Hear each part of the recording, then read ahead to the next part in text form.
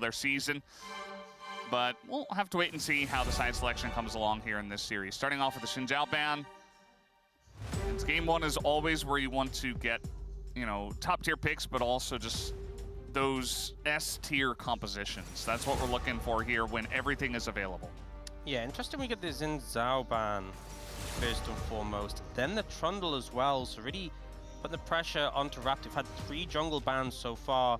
Wukong kind of the standout that is left open and available with that Pantheon gone as well. Normally we see like Pantheon, Azir, Yunara, which they're nicely looking to do in the order, paying the tax. Yeah. Kai'Sa coming through as well, specifically targeting Diablo, but it's interesting because often we see if Yunara's left open, Wukong's really good into it. So I feel like if BNK Fearx leave Yunara open, Nongshim might just take Wukong anyway and look for like a heavy engage comp into it. We'll see what they're up to go for here.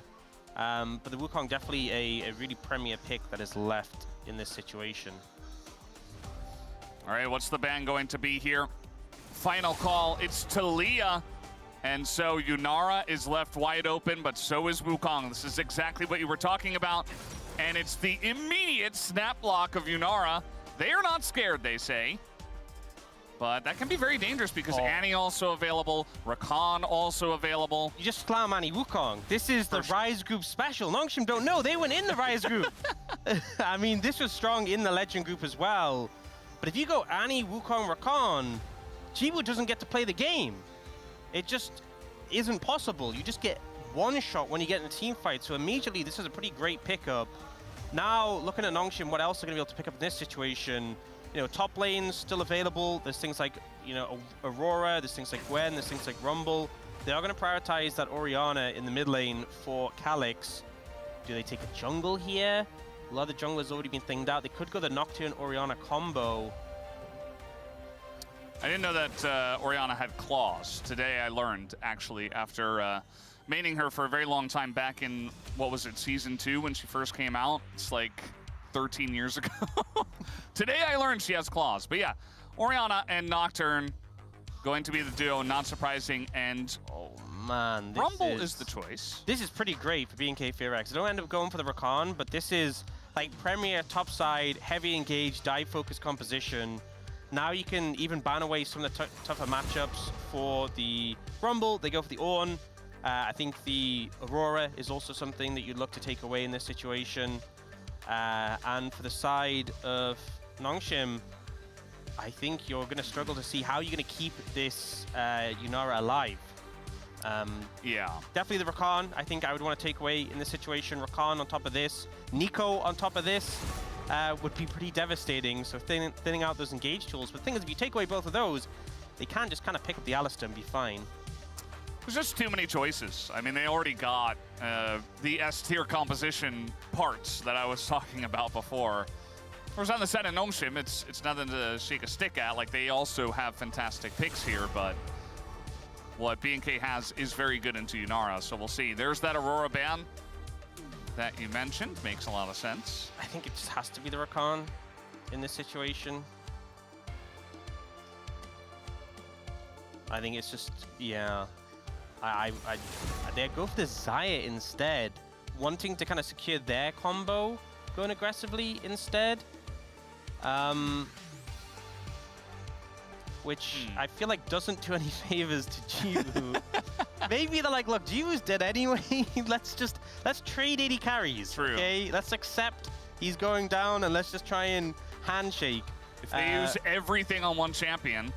The problem is, if you have so many tools, you don't have to use everything on one champion. It's just going to be Corki. Okay, going for the... Not wanting to commit to the support right now. And the thing is, as much as Rakan would be fantastic for this comp, maybe wanting to make sure they don't go into a bad support matchup. The Corki, pretty safe, slots in this composition. Obviously, into Nocturne Orianna, how safe can you truly be? But he has the Valkyrie, does get a bit of extra help with his build path for the Triforce, and scales quite well. So I think BNK Fearx kind of have everything they want. And as long as the lane matchup's good for Rakan, which presumably will be with a Corki alongside, you're kind of fine here. They go for the Galio into the Rumble, which is that OG counter we saw quite a while ago, although it has really I think Rumble's gotten a lot of buffs since then. Yeah. Did obviously get toned down on this patch a little bit, but still feels very powerful. Yeah, I mean, the Galio's good defensively. It's good aggressively as well if they find the right target. So don't mind the pick at all. It's good in the lane. What are we going to see here for Lahen's blind pick for support? The Alistar is available. They don't think... Maybe they were thinking about the Rakan taking it away, but then you just give the Alistar over to Kellen as well. Yeah, I mean, the Alistar fits with the comp. You know, you have the late engage, you have the ball delivery, sets up for the Galio, with the Nocturne there as well. I think BNK for actually just go Rakan here, though. It's kind of a no-brainer. I'm not sure what the big smile on Kellen's face was about.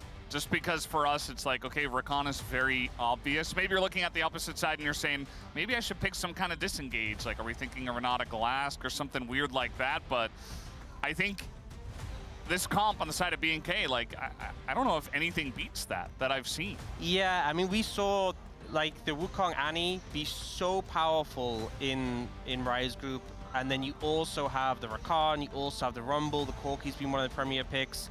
I think the Nongshim comp in isolation is actually a pretty great comp, but it's up against... Absolutely.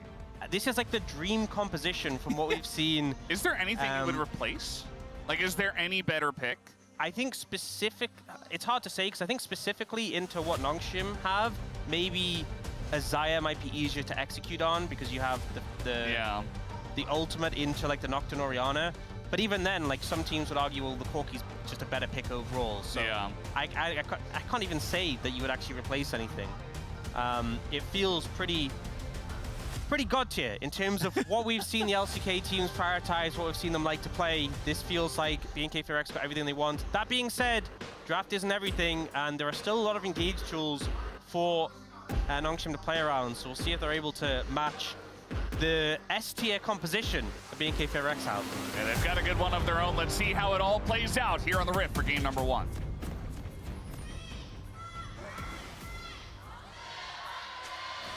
소환사의 협곡에 오신 것을 환영합니다. All right, game number 1. As we hop into this best of 5. Again, the stakes here, guys. The winner of this goes on to the playoffs. So you just got to win one more best of 5, and you're in. If you do lose this, you have a second life. You will go up against the winner of our match tomorrow, which is, of course, Bro versus D plus Kia. And the winner of that plays off against whoever loses today, obviously. Calyx taking a little bit of a beating here from Raptor, kind of annoying. Bit of an engage and invade and warp it down from Vikla at the same time. That feels so annoying that you just lose that health at the start of the lane, because just a Wukong just dashes on you. It's not going to be that big of a deal, and Calyx has been pretty solid in lane, but it's definitely not helping. They will spot off Gideon. And again, it's a Nocturne, so you're not really going to be able to be that proactive in the early levels. But that extra information picked up, especially as he's starting right on top of the ward. A lot of questions about Jiwoo coming into the play-ins. He didn't have the best performance in rounds 3 through 5 specifically. Even before that, he was beginning to fall off just a little bit. And now he's been put in this position where he's given first pick Yunara and he has to carry. Can he do it here in game 1? I mean, we've seen the potential of this pick. I'm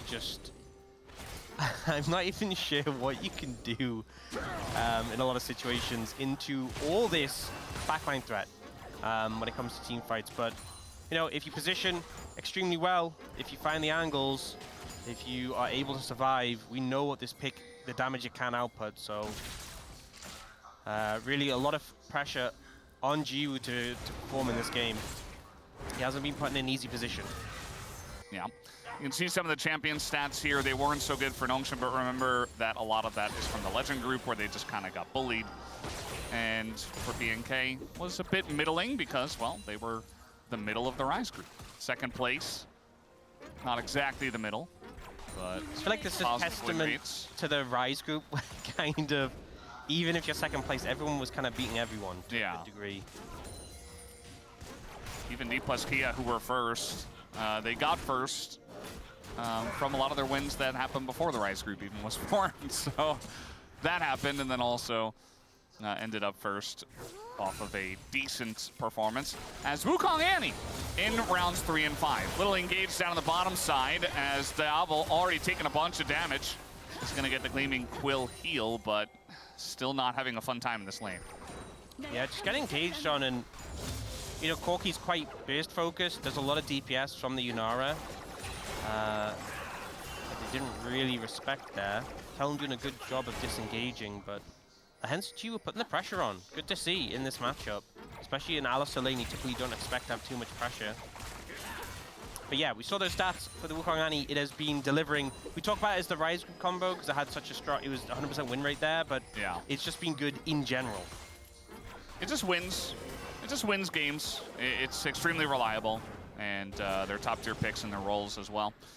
So what are you gonna do about that? They're just really strong.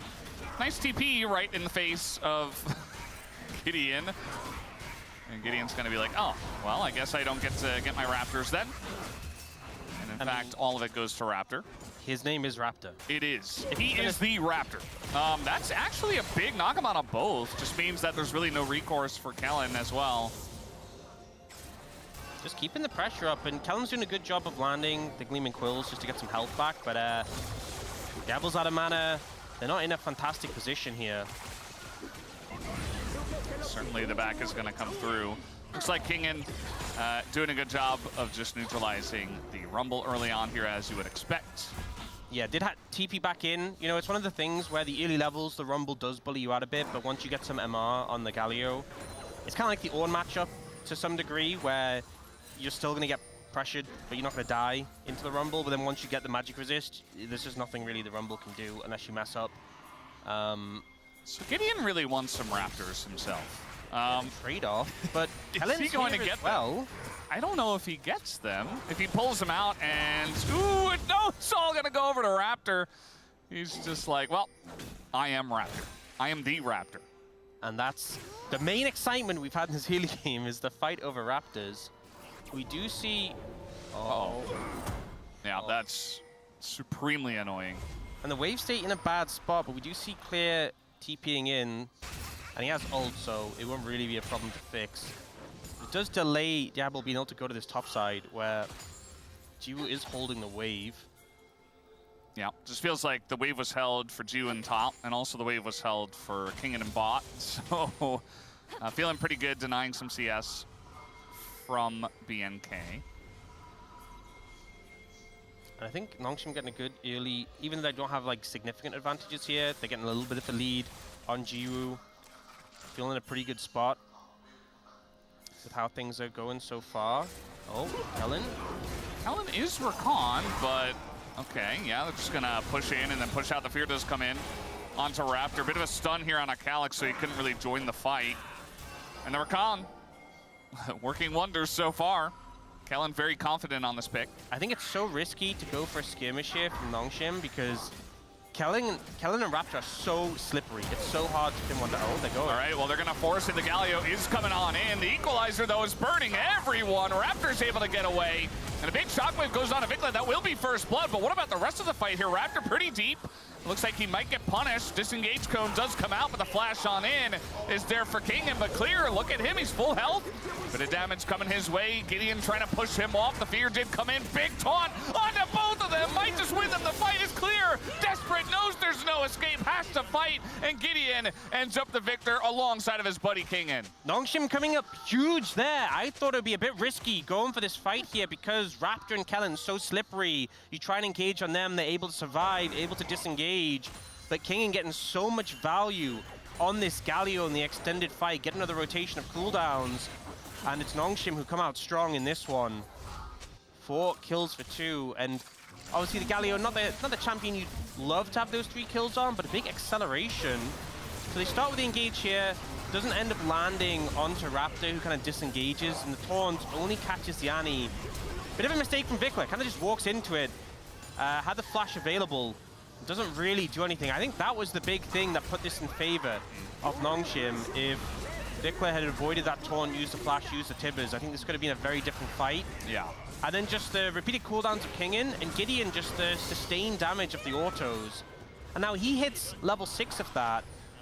And he's 1-0-2, so he gets 3 Ultimate Hunter stacks before he even uses his ultimate. It's actually gigantic. So he's also going to be accelerated towards his Hex Plate. His ult cooldown on his first ult is going to be so low. Yeah. This could turn into a perfect example of the draft isn't everything if this game continues to go the way of Nongshim. I mean, like we said, their draft is great too, especially if they get ahead. As well, that one went over to. Looks like it went over to Gideon. I don't know how that's possible. possible. It's because you got 2 grubs. Oh, okay, Pop-up says. The pop-up was, yeah. Yeah, the pop-up's like, you got more grubs, so you secured. Yeah. Yeah, the pop-up. BNK4X got the 1 grub. Yeah. Nongshim got the 2 grubs. Yeah, that makes sense. Especially because Jonas Strong like zoomed in on it. I'm like, whoa, how did that happen? Yeah, makes sense at the end of the day. So Nongshim just enjoying 1,000 gold to lead. And BNK, you know, they have this hard engage comp. If they get too far behind, they do worry about their ability to handle a lot of the threats on the side of Nongshim. You know, maybe they can burst down one if they get a really good engage, but if they're too far behind, maybe the Orianna's a big threat. Maybe the Nocturne becomes a big threat. Yeah. I mean, BNK4X have a very bursty composition. And obviously, we favor it a lot, being able to just blow up these critical targets. But if you're behind, as you said, and you either have to commit everything or you're not able to blow up these critical targets, you're playing into like a Yunara Orianna who will just shred. So obviously only 1,200 gold lead. It's not at the end of the world yet, but definitely not the way they wanted the game to start so far. And Nongshim getting that early advantage.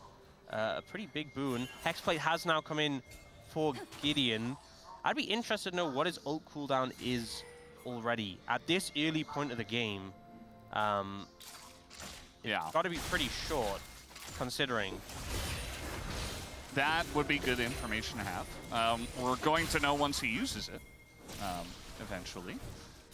But we'll have to wait and see if that even does happen. Could consider a little dive on a bot here. There is TP available, but Gideon just running on over, and this is a Galio that really doesn't care about the damage from the Rumble, and there you go. It's just as easy as that. It's Galio, and it's Nocturne. You press your ults, and you dive the Rumble, who's alone. Yep, it's that easy. Able to fly in, and you can see the ult taken away from the Nocturne already. That's like gonna be able to 40 seconds. Maybe a little bit longer. I don't think Maybe it's that like short. 50 to 60-ish. It's pretty short. It's pretty short. It's pretty short. I'd be interested to know the exact number, because I think it's hard to speculate just by judging off that. But he's going to have that available so much, and if you just keep playing around the setup from your team, you're going to be able to just farm kills up so easily. Have that constant pressure. One of the things with Nocturne is without your ult, you kind of don't have that much agency. But if you just always have your ult up, there's never going to be a point where you don't have that agency. Yeah.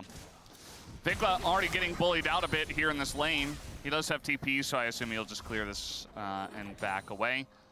But got to be careful. Maybe he was saying he knew that Nocturne didn't have ult. Yeah, I mean, you already have this fed Galio, so easy to set up the kill there, and King is just able to walk it out. Takes a couple of tower hits for his trouble, but easy to set up the Nocturne, who is closing in on having the ult again. And you have the global impact of not just the Nocturne ult, but the Galio ult as well, so it really puts pressure on BNK4X. If you're trying to make plays to get back in the game, one of the best ways to get back into the game is finding a numbers advantage. If you're weaker, if you have less gold, you try and find a 3v2, a 4v3, 4v2, but when you're playing into double globals, that's so much harder to do. Put you on the back foot now. Kellen is looking for a flank here. Yeah. Well, Hens looks like he's off vision based on what we can see, but now they know where he is. Kagan's 4-0-1. It looks like he wants to fight, but they're a little bit late to this one. Not sure how hard they can force this, as okay, in they go. I suppose they can with the Nocturne. Nocturne, he's going to steal it, Gideon will. And he's got the Galio for a bit of peel. Does he go down, though? He's going to flash and get away. And now the return fight comes in. Vikla gets low. It's the first kill here for Jiwoo, and he's beginning to just auto. There's really no threat on him at all. And Jiwoo just having all the space in the world here, going to be able to take down Clear and get even more gold. Meanwhile, in the 1v1, Diablo's not having fun against Calyx, who has flash. And we'll be looking to force it. Nice try from Calyx. But even just the pressure is huge here to get Diablo out of lane. Yeah, I mean, Diablo being 1v1 against Calyx, not really where you want him to be. Raptor's looking now. I mean, you've got TP coming in. Raptor not exactly healthy. I think he just dies. Yeah, he just dies! There's no way. Calyx just gifted a free kill, and B&K are falling apart at the seams. What is going on? I mean, you know, I saw him go for that play, and for a split second, I was like, Sundered Sky. I'm like, no, Wukong goes Triforce first. Yeah. He's not going to get the healing. We'll see this play go in. Gideon ults in, gets the Dragon, but the problem is they put all their engage onto the Nocturne. So everything's been used, which means Jiwoo can just slide in and free hit. All their engage tools are down. They don't have their AD carry there. There's no way they're going to win this fight as a result. This Galio's too tanky to take down. Jiwoo's just free hitting. And Nongshim get everything they want and more. And then this play, you know, and live, it looks like Jiwoo's gonna die. Not sure exactly what happened here. We'll have to take a look at the replay there. Okay, that shouldn't. Oh, Vikla. And he saw Orianna.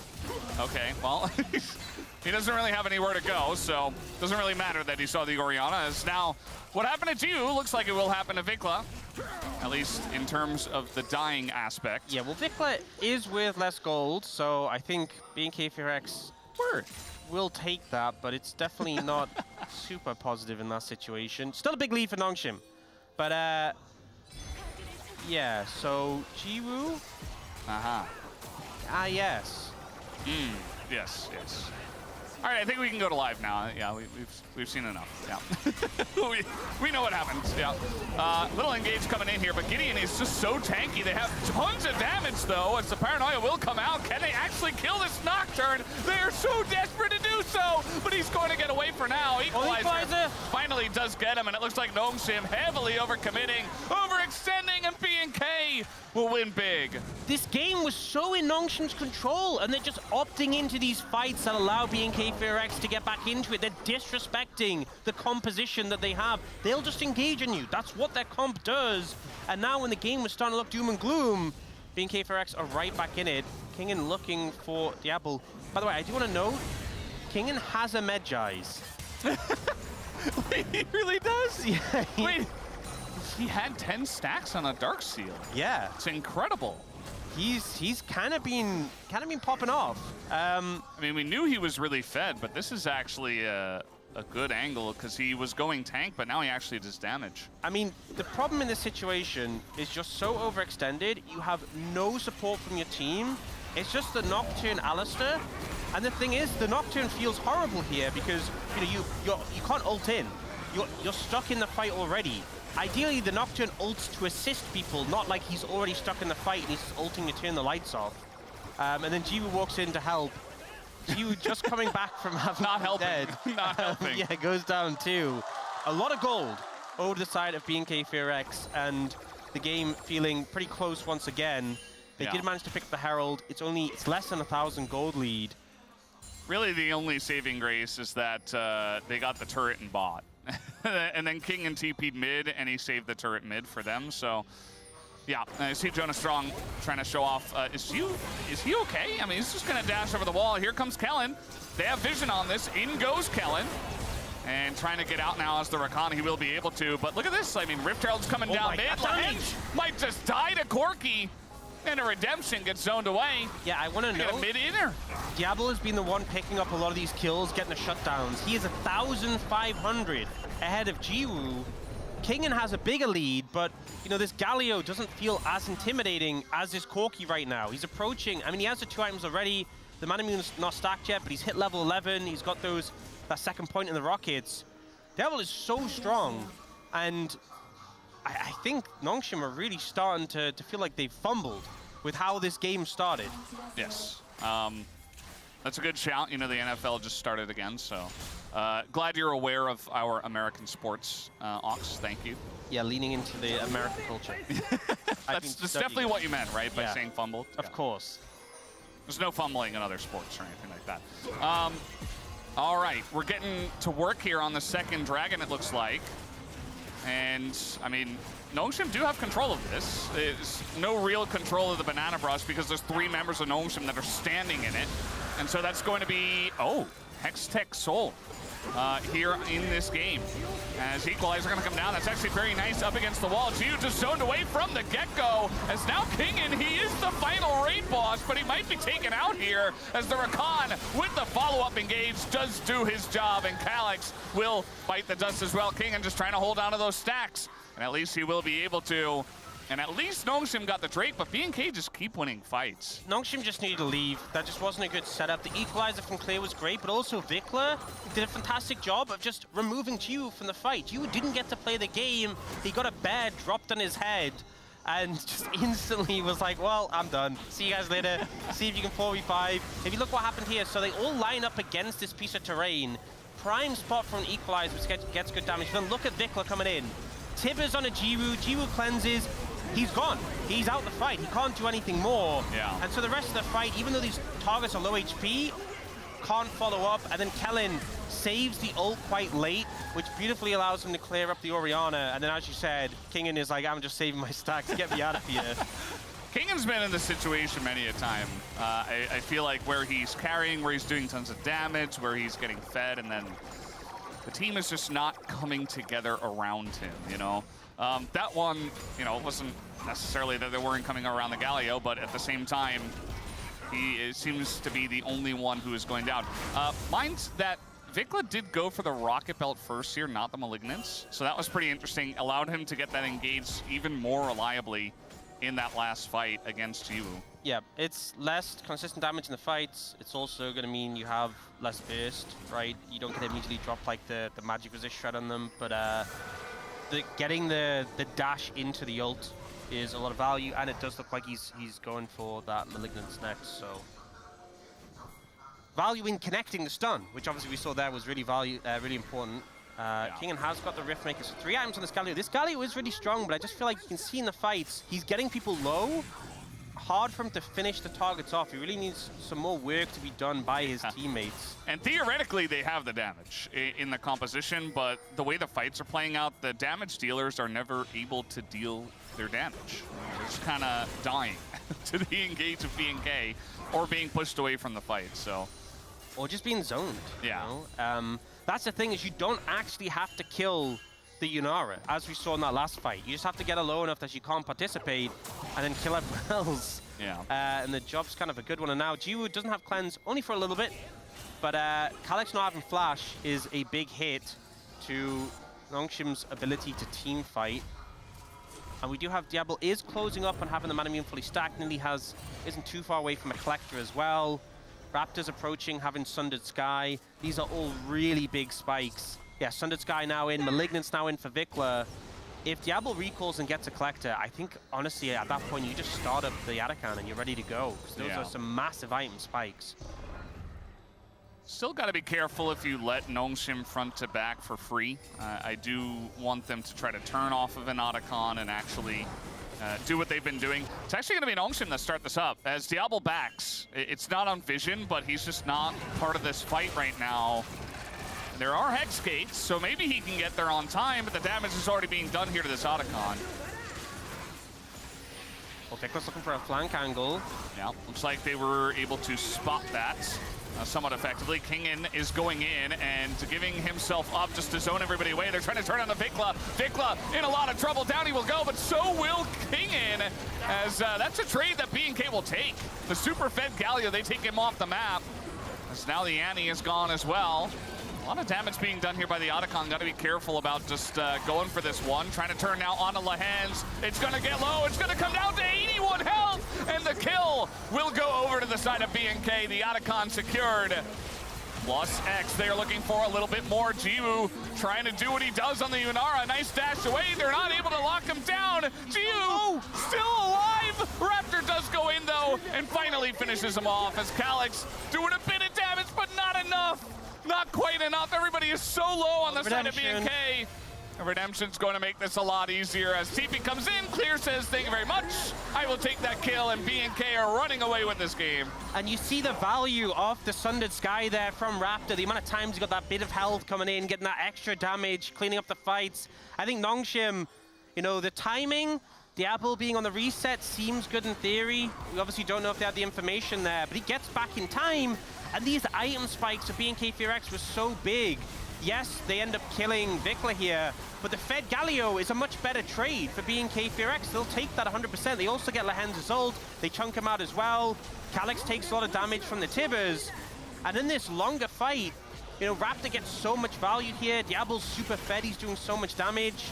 And I love the way Raptor plays this. He's just constantly fishing for Sundered Skyprox. He is abusing the item. As you should. Bear going to be dropped here on a King, and that's going to force his flash away. Keep in mind that his Magi's now has 0 stacks. Very sad. Yeah, that's a little bit tragic. You know, his gold lead is now shrunk to just 1,100, about a little bit less than Raptor's gold lead, but Diablo 2,500 above Jiu. And look at the items he has. He is pumping damage right now.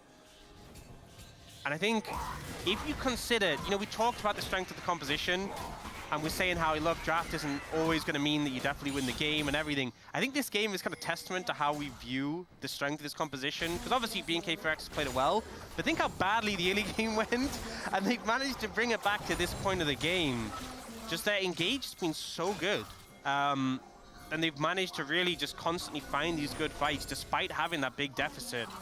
Nongshim weren't really able to keep a lid on it. BNK just so comfy right now. They're the ones on the front foot. They decide how these fights begin and how they end most of the time. Well, I say that. They are going to try to get in onto this Corgi Bikini, and immediately he's going to regret that decision. Just kind of dies. As Diablo's still at Flash, it's not going to work if he's got Flash. Yeah, uses Valkyrie and the Flash to dodge away from the Shockwave. Well played there from Diablo. Now, little engage now here from the rest of the team as Nongshim just kind of hanging around. Lahen's just dying as the Galio will also be going down here, it looks like. As tanky as Kingen is, it just doesn't matter. That's just bonus kills here for BNK. Nongshim have truly fallen apart. Yep, 2 seconds on the Baron, so BNK FearX can head towards that. And Nongshim, they try and make the engage on the Corki. It's kind of a desperation play. It's hard to say what else they could really do in that situation, but they're punished immediately for it. I think this game is just firmly falling out of control. Yeah, it absolutely is. Free Baron, feeling pretty good about that. The Otacon working wonders for them. They've got 33 enhanced petals. And now 4,000 gold, the difference in the 80 carries. 9, 0, and 3. What good is the first pick Yunara if this is what happens? He's calling for it. Yep. Steps up mid. The team are ready to play. Yeah. Just the confidence, especially from a rookie player, to say, I'm going to bait, they're going to go for me, be ready. And then I think the mistake here from Nongshim is they want to show some presence because they're like, we don't want them just to have control of Baron, but by stepping up, you're just giving them more kills. You know, you're trying to fight without your main engage tools, you're trying to fight in a 4v5, they just give more kills over, and this game, it's just firmly cooked at this point. Yeah. And I don't even know how to feel about the draft and the discussion we were having, because we did like BNK's draft, but it also just feels like they're outplaying Nongshim in the game at the same time. Maybe it's just a bit of both, as, uh-oh, that Harpoon's going to find Lahen, so yeah, he's dead. Just the question is when, or maybe he'll just buy a lot of time by running away forever. He actually ghosted with his spell book, so. Just found a cow out in the range, you know, this one's roaming free. It's not very nice to interrupt the cow. Oh, he's still going! Meanwhile, here's the engage. Calyx does not get to play the game. Yeah, doesn't have to be the Yunara if Jiu's just going to be mid, as the main push is coming down in the bottom lane here for BNK. And now it's just a Nocturne to defend against 3, which is a pretty impossible task, so. Yeah, they do have to go home at some point. Clear, meanwhile, with this Baron is just pushing mid. And it looks like BNK, they say, well, they're able to get home here, but we are looking to take down the mid inhibitor instead. Yeah. Nongshim maybe will try and look to catch them before the wave comes in. A little bit too late. And Higgins just going to try to send it onto the Rumble, but yeah, the follow-up is just not there. No Paranoia to come in, and Kingen loses most of his life in the trade, so he's going to have to give up the inhibitors. Diablo has 2 more items over Jiu. Yeah, and items are pretty good in this game. They are, generally. Yeah. I mean, this is the combo that the Wukong Rakan, we talk about the Wukong Annie. Annie doesn't even need to be here. It's pretty. Wait, he just backed and he finished his boots? Because I was like, okay, maybe I'm being a bit unfair because like Jiwoo has the tier 3 boots. He just backed, bought a BF sword, and he finished his boots. This Corki is giga fed. He's about to be full build before 30 minutes. he's almost there. Look at that! What is that damage? This is incredible. The Galio not very good against the Corki. Just gets shredded. And it's actually, well, it was kind of a Penta angle, but not anymore. As Clear is cleaning up the rest of the fight, he says, I'm fed too. Please talk about me, guys. Well, actually, it's Diablo who's the main character. Sorry, Clear. 13-0-3 is Diablo. Game is over. Yeah, I mean, I think the game was over a while ago, but the Nexus is going to die any second now. And it's a rough one for Nongshim, who had such a strong start, and then I think gave Windows back in. I will say, I don't think the draft did them any favors. They gave a lot of tools over to BNK FearX, but BNK FearX were ruthless once they got their opportunity. BNK looking really strong in this first game. They fall behind, they remain stable, and they say, believe in ourselves, believe in the ability for Nongshim to make some mistakes, and we can come back. And believe in the Wukong Annie win streak. 11 in a row now, is that? Yep. Pretty good, pretty good. But yeah, I think it's a good confidence boost. It's a good start, and especially, this was Nongshim on blue side. You know, they had the side selection advantage in game one. Anytime where the opposing team has that game one side selection and you start off with a series win, you're feeling phenomenal about your chances going forwards.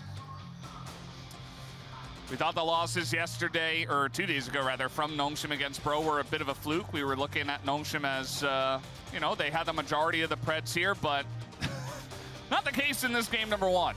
They looked like the heavy underdogs by the end of this game. Although, as we mentioned before, they had a pretty decent lead in this one, and we were saying, hey, maybe they're just going to win off of better play. You know, that damage graphs make sense because Diablo had double Jiwoo's items and did double his damage. Yeah, 30K in less than 30 minutes. Pretty insane stuff for the 80 carry player on the side of BNK. 1-0 to BNK. We'll take a break, and we'll be back.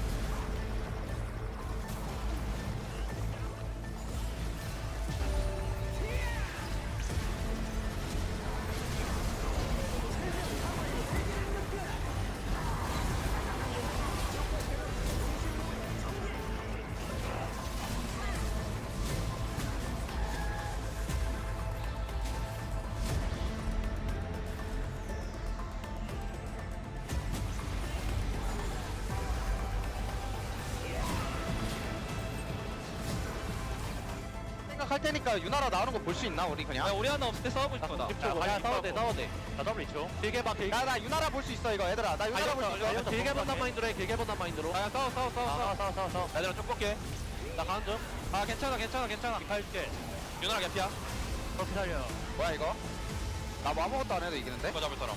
잡자. 나 실드 줄게. 바텀 라인 써야 돼, 이거.